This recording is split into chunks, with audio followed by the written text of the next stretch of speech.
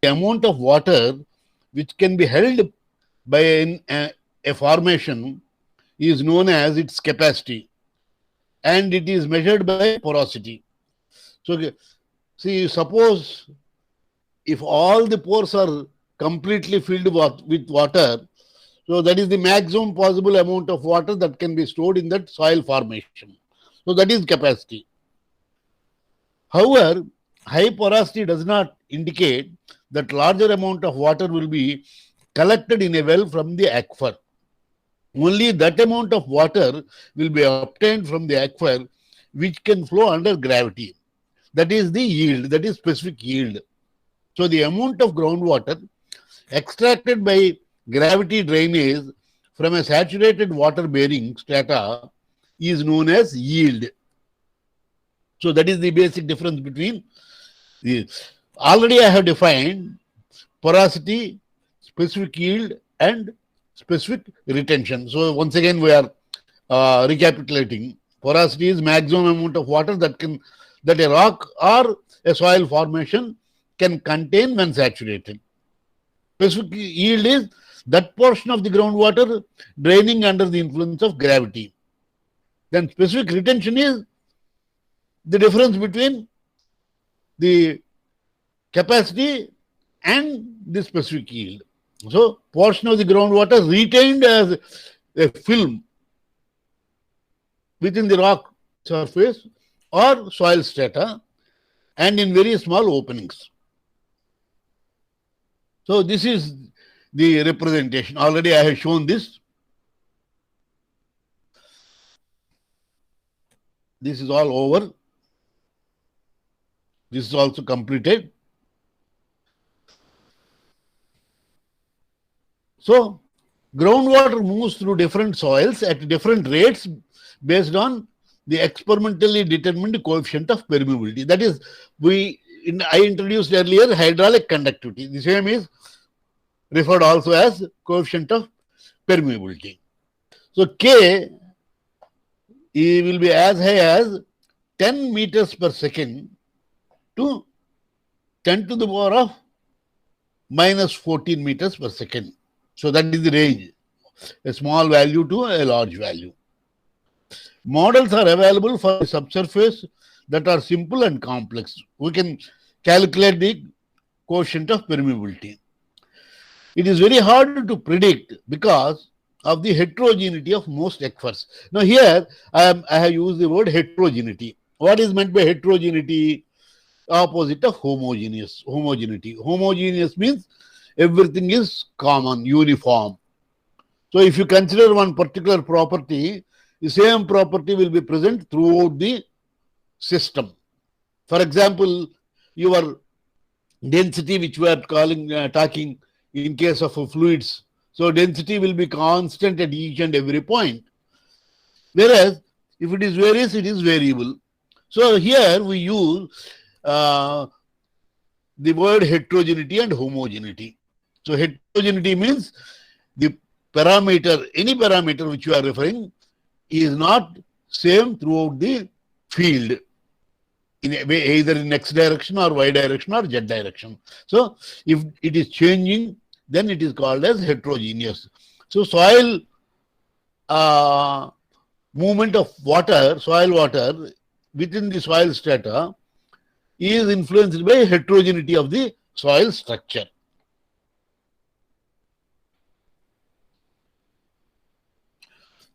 This all I have presented. Now, let me introduce what is known as storage coefficient. So, storage coefficient, it is the water yielding capacity, total volume of water that an aquifer releases from or takes into storage per unit surface area of the aquifer. So, if you consider one unit surface area, here you see this is unit surface area. This is unit surface area. So, that unit surface area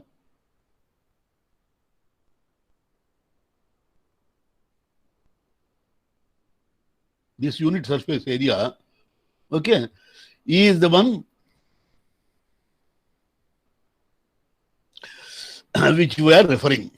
Now, so if you say S is the volume of water in meter cube per meter cube released from the aquifer under unit decline of piezometric head. Now, what is this piezometric head? See, this is the surface. This is the water surface, groundwater surface. Now, when you are pumping water, or when water is flowing out of this aquifer, this level will drop down by certain value. See? So if I measure this as quantity,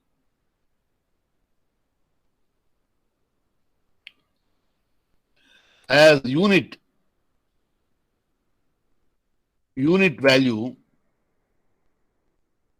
so this is unit, it is not coming. Okay. So it is a unit value. So when this water table drops by unit magnitude, 1 unit, it may be 1 meter or 1 foot or whatever it is, 1 unit. So the total volume contained in that volume of water is referred as specific, is volume of water. So that is S.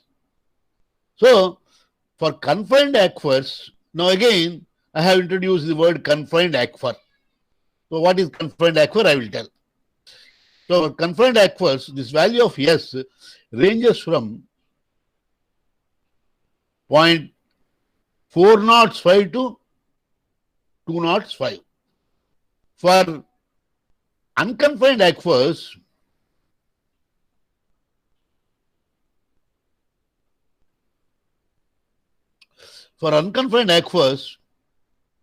its value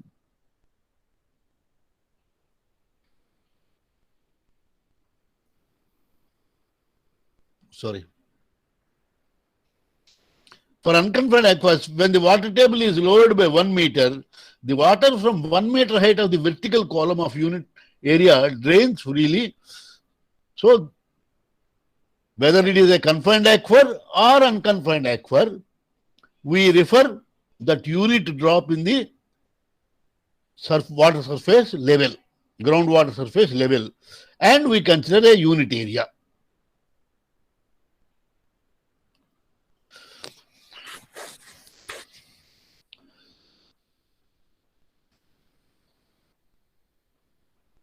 Now, K is defined as the velocity of flow. That is the hydraulic conductivity or coefficient of permeability. This varies from a value of 1, 2, 3, 4, 5 knots 1 to a value greater than 1 meters per second. So it will be as low as this to higher than 1 meter per second. Now,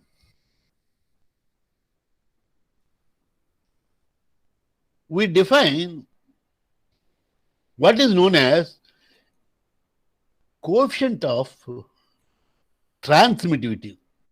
We define transmittivity, T. Now, transmittivity is defined as the rate of flow of water in meter cube per day or gallons per day through a vertical strip of aquifer of unit width and extending full saturation height. So, see the difference. And it is defined for confined aquifers. Now, this is confined aquifer. Okay. Now, in case of confined aquifers, the transmissivity is defined as, suppose the water level is here. Suppose in the confined aquifer, the water level is here. Now, this is, I will be showing the perpendicular to the plane of the screen. So that is the width. So this is the total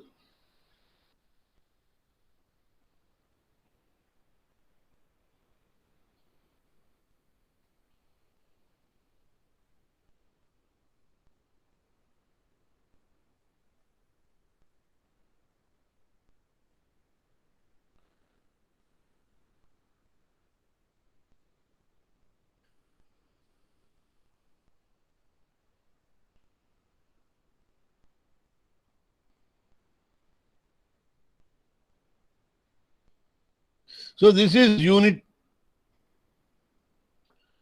So this measure is unity 1. So this one is 1, and the total depth we have to take. Now earlier in the case of unconfined aquifer, what we have considered is only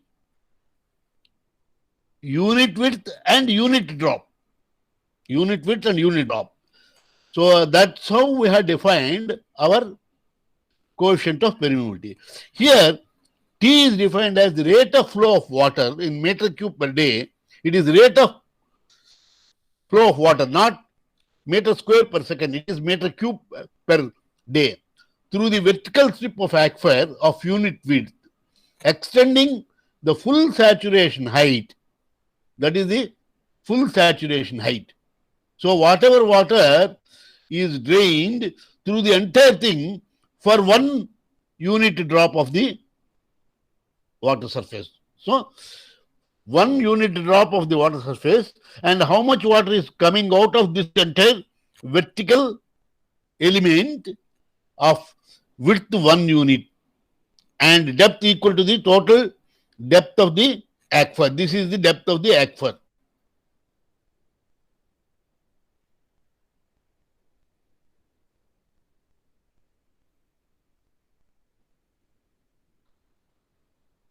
So that is the one.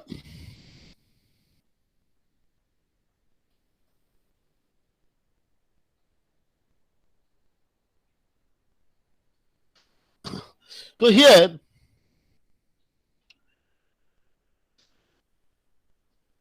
these are the values of coefficient of permeability for different types of soils.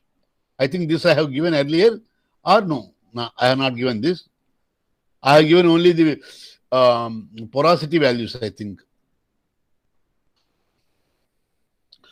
So water table. What is water table?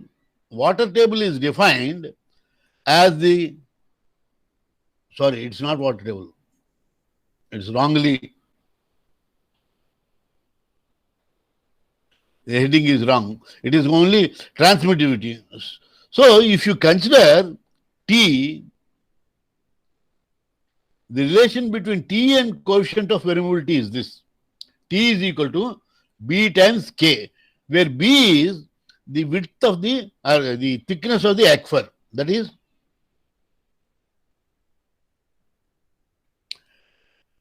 from here to this is B. The total is B. The total is B.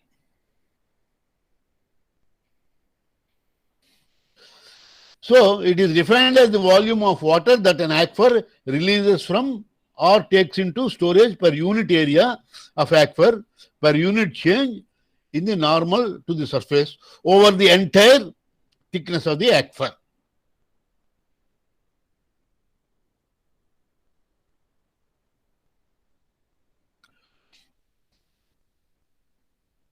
So the same thing is shown pictorially, again repeated here.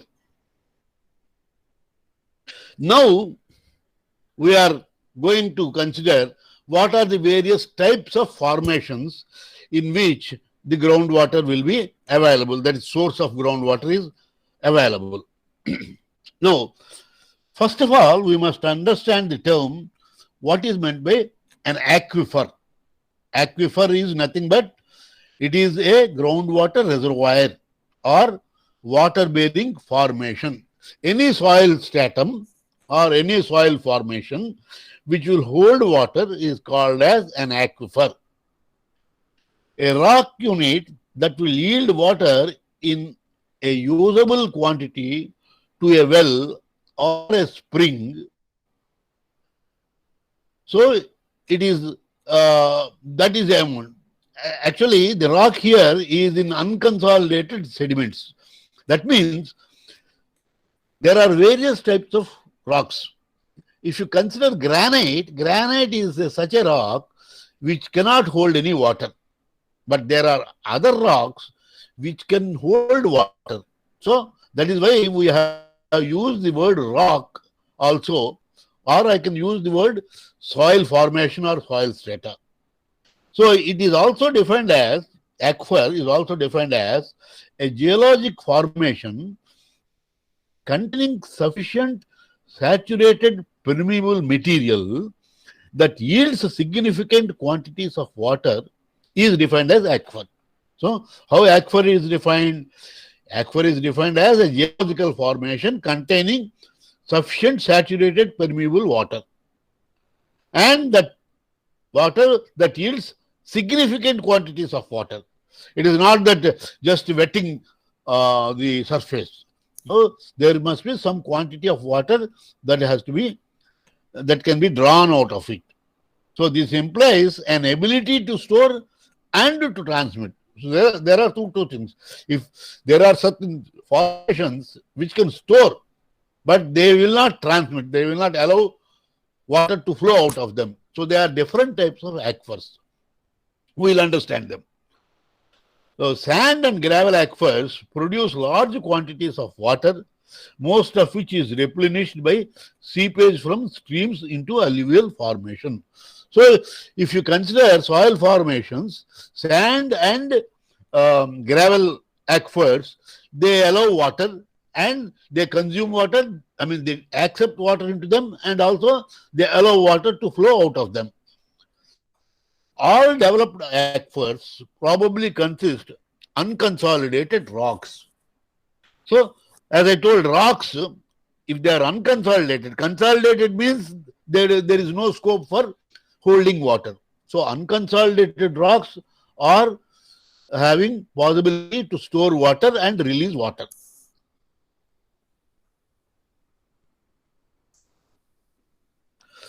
So, aquifer, a body of saturated rock or sediment through which water can move easily.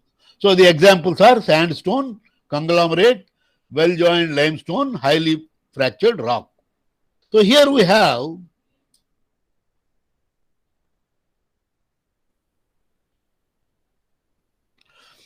aquifers and aquitard. I will tell what an aquitard is. Now this is a soil formation. See the figure here you are seeing.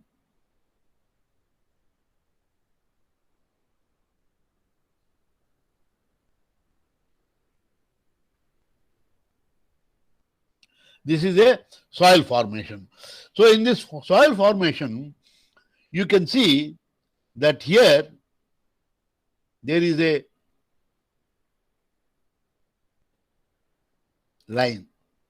So this is water table. This is water table. So below this, the entire thing is saturated. Okay. Now, this part of formation, you see, to the left of this line, there is a difference between the formation here and the formation here. So here, the soil is in soil formation is in such a way that it opposes the flow of water into a well. Suppose a well is excavated here. This is the well. So if the well is excavated here, because of the formation of the soil in such a way, free movement of water, as shown here, is not possible. Whereas if you take this one, this type of formation will allow water to flow. So the water will enter into this well and you will also get water out of it. So this is a good well.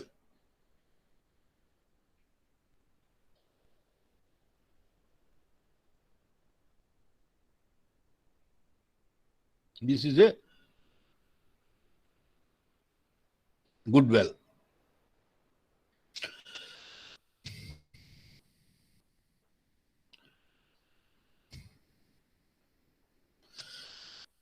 Okay.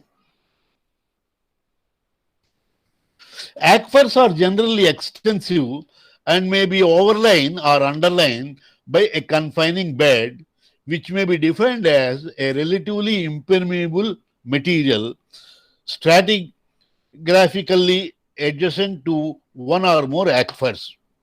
Now, what is the meaning of it? The meaning of it, if you suppose consider, let us go back here. You see, I will delete all these things, okay?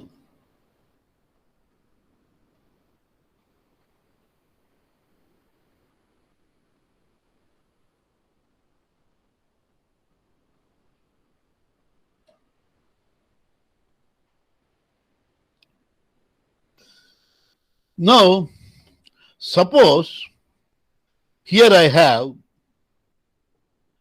an impermeable layer. This is that is a hard rock. Now, we assume that water is present in this.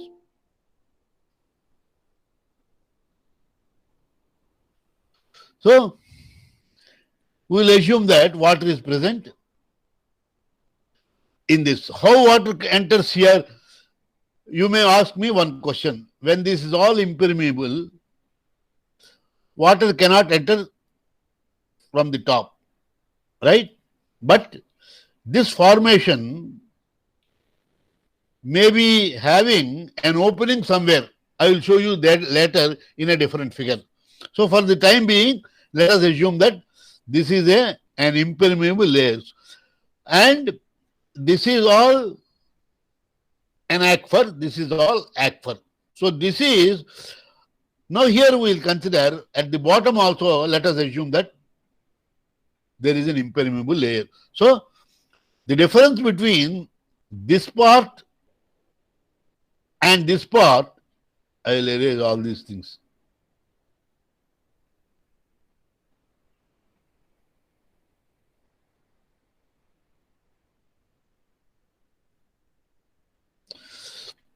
So the difference between this part, upper part, and this part is,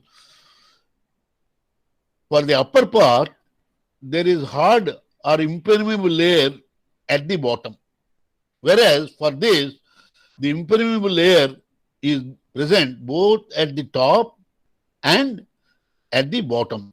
So this is called as a confined aquifer.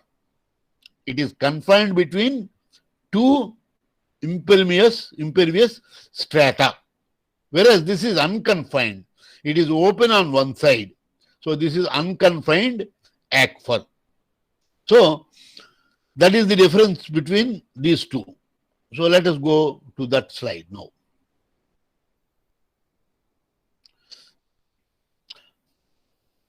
Aquifers generally extensive and may be overlain or underlain by a confining bed. So in this case, this is overlain and underlain by a confining bed. But whereas here it is underlain only. There is no confining bed at the top. So both are aquifers, which may be defined as a relatively impermeable material stratigraphically adjacent to one or more aquifers. Now, various types of confining beds. Now, what are these confining beds? One is called as aquiclude. Aquiclude means it is a formation that contains water, but it do not transmit significant quantities of water. So, aquiclude is that formation which contains water, no doubt, but it will not transmit significant water. It is saturated but relatively impermeable material that does not yield appreciable quantities of water to wells. Clay is an example. Now, if you consider clay, clay will absorb water, but it will not allow water to flow out of it. So, clay is an aquiclude. So, it is also a formation with low permeability, includes both aquiclude and aquifuse also. I will tell what is aquifuse. Aquifuse is a formation that does not contain nor transmit. So, aquifuse is it refuses to take water into it, and at the same time it cannot transmit water. Suppose if an aquifuse is present, so water cannot move from one side of that aquifuse to the other side of the aquifuse. So it is relatively impermeable formation, neither containing nor transmitting water. So what is the example? Solid granite. Solid granite is aquifuse. And what is the example for aquiclude? Clay. Now there is one more type, what is called as aquitard. Aquitard is saturated but poorly permeable stratum that impedes groundwater movement and does not yield water freely to wells that may transmit appreciable water to or from adjacent aquifers, and where sufficiently thick may constitute an important groundwater storage zone. So aquitard, no doubt, is a permeable stratum, but its permeability is poor. So when once water enters to it, it will store water in it. So we have to use external energy to draw water. So it is not freely, it will not freely allow water to go into the well. It does not yield water freely to wells. So example is sandy clay. Sandy clay is an example, or rock or sediment that retards groundwater flow due to low porosity or low permeability. The other examples are shale, clay, unfractured crystalline rocks. These are all examples of aquitards.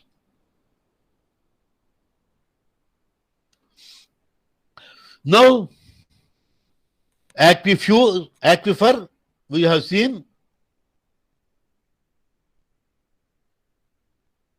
Aquifer, aquitard, aquiclude, aquifuse. Aquiclude, aquifuse, and aquitard. So let us see the two types of aquifers. Actually, there are three types of aquifers. One is confined aquifer, the second is unconfined aquifer, the third one is a special type of aquifer called as perched aquifer. Now you look at this figure. You can see here, this one is an impermeable stratum.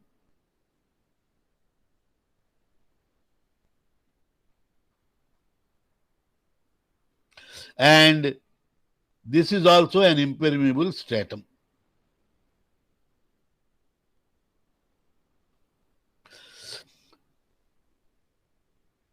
So here you have normal recharge due to precipitation. So if there is rain that occurs in this area, so this area is now open. This is ground surface. So water can enter into this. So when water enters into this, what will happen? This water, instead of moving in this direction, it will flow through this.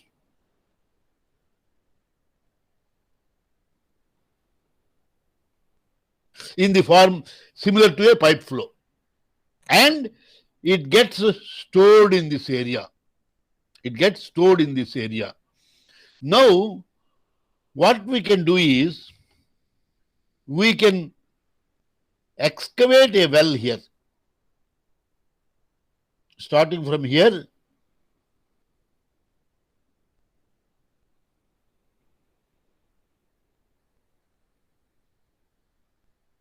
so this is the well.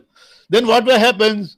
Because we are penetrating the impermeable stratum, so there is a possibility for water to enter from the reservoir, groundwater reservoir, into the well. So if I use a pump, water can flow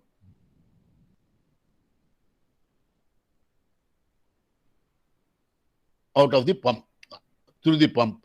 So this is called as artesian well. Artesian well.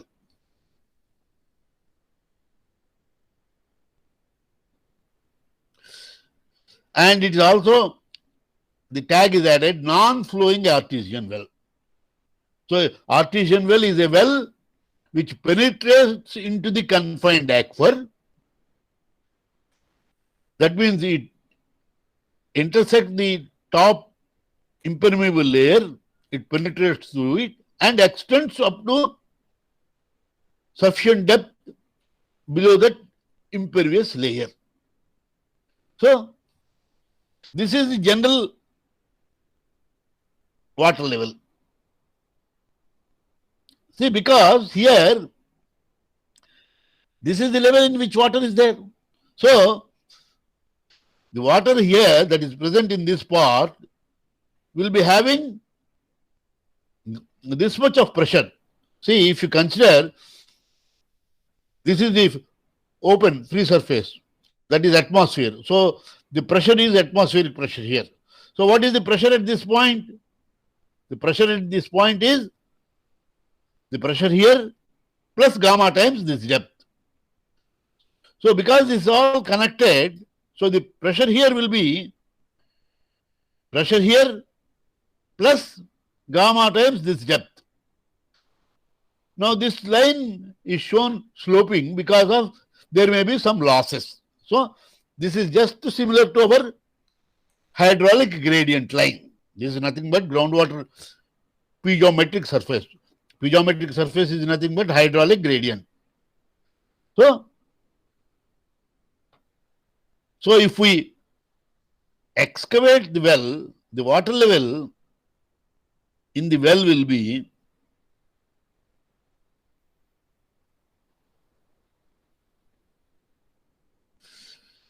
up to this. So if we penetrate it and construct a well, the water will rush up to this level. All this will be water. All this will be water. So this is how water comes. This is how water comes. So this is how the things happen in the case of a confined aquifer. It is a confined aquifer. Now, let us see another case in the confined aquifer itself. Suppose this is how the ground surface is.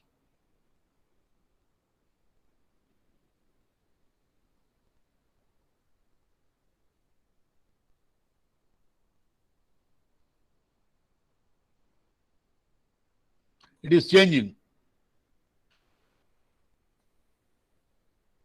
So, suppose I excavate a well here.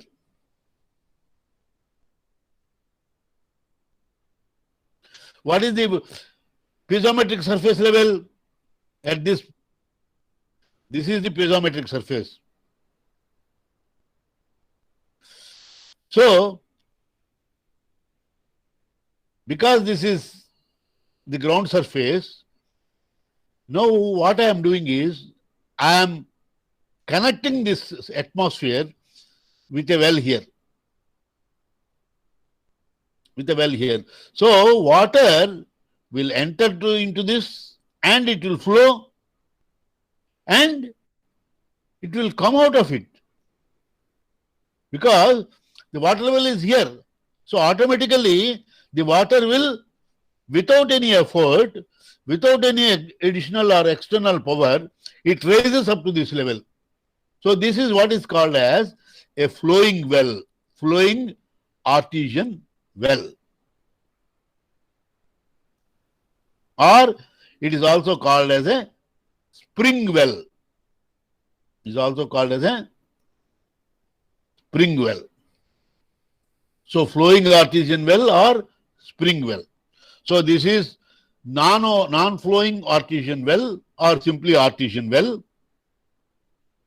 And this is flowing artesian well or spring well. Now let us consider another case.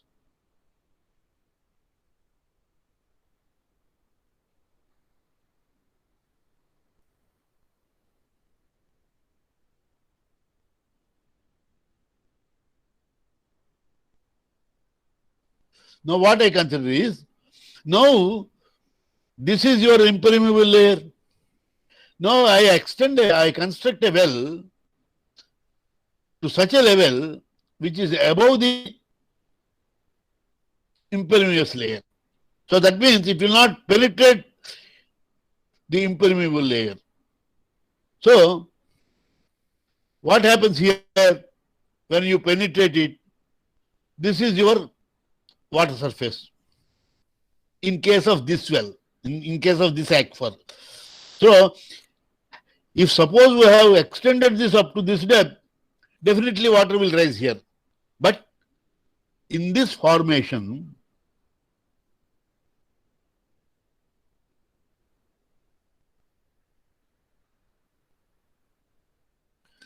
in all this formation here, I will anyhow draw once again.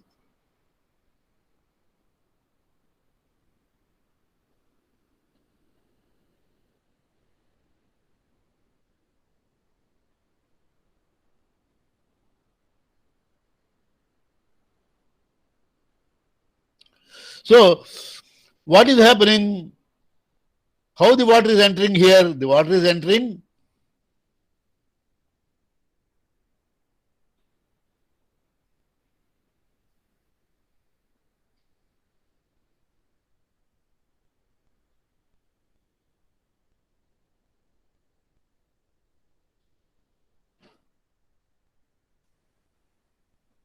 like this.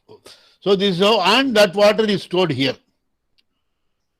So what is the groundwater level? The groundwater level will be somewhere in between, depending upon,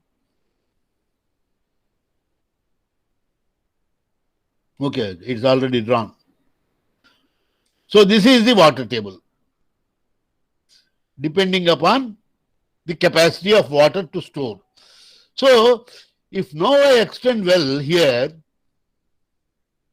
water will rise only up to this level. Water will rise only up to this level because the well is not penetrating this impermeable stratum. Only it is up here. So whatever water is there, it will come, and this is the level. So this water can be drawn either manually or through your pumps.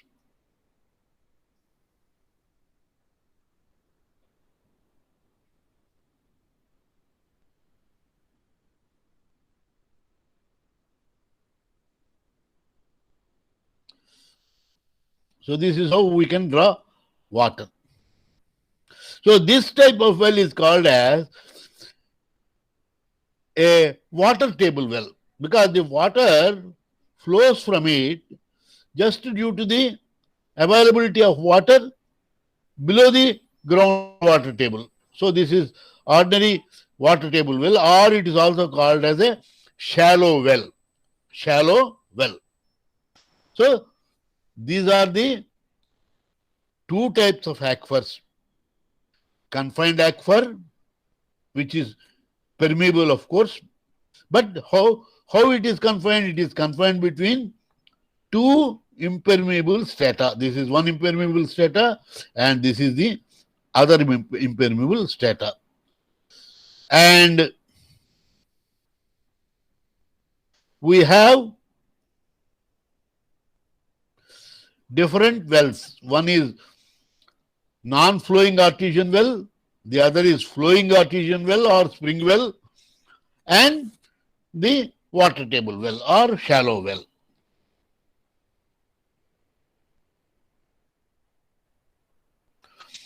So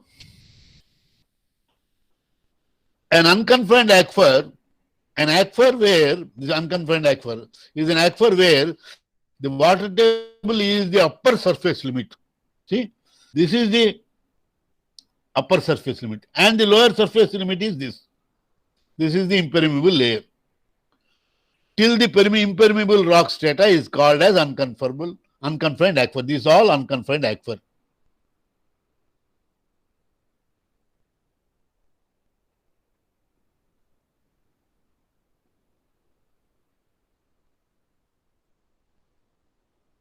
Right?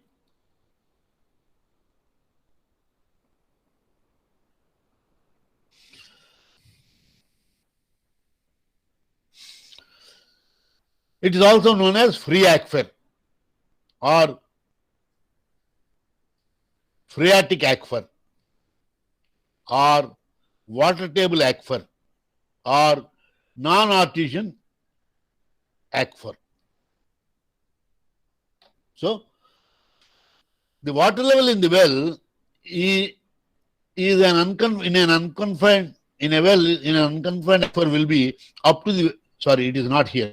The water level in a well in an unconfined aquifer will be up to the water table. So, if I excavate a well here,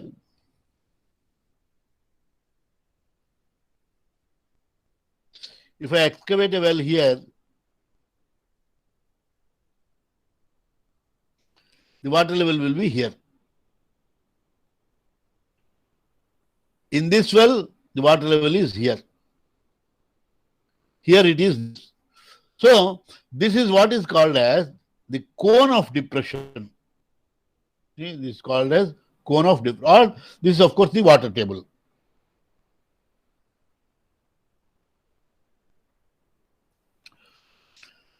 So, this is unconfined aquifer. Right? So, this is the strata. This is also strata.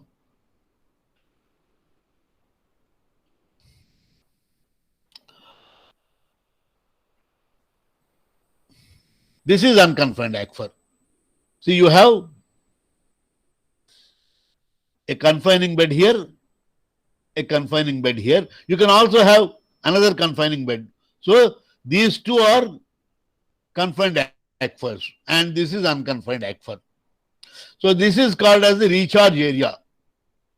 This is the recharge area for this part.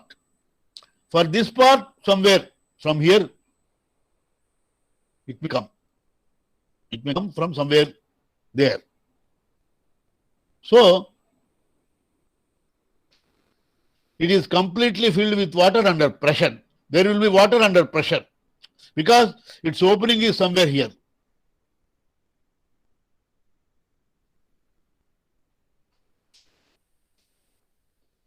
So, confined aquifers are artesian condition. Artesian condition means under pressure. So, permeable material is overlain by relatively impermeable material. So, here you will have permeable material and impermeable material, and this is permeable material. So, this permeable material is overlain by impermeable strata and also underlain by impermeable strata.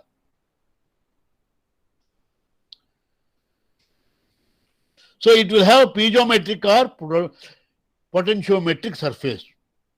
So, this is somewhere in that figure I have shown. See, this is the piezometric surface. This is the water table for unconfined aquifer.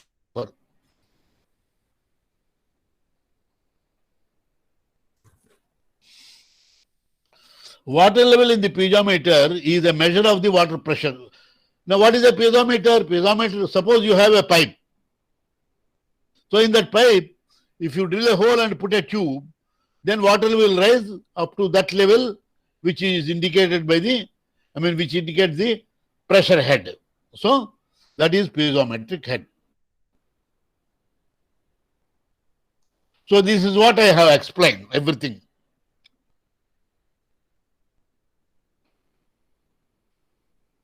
Now, coming to this, finally, I am going to wind up for today. This is called as a perched aquifer. See, perched aquifer is nothing but a small impermeable stratum within an unconfined bed. This is unconfined. This is the water table. This is your water table. This is your ground surface. So, in between that, this is unconfined aquifer. So, you may have a small impermeable stratum.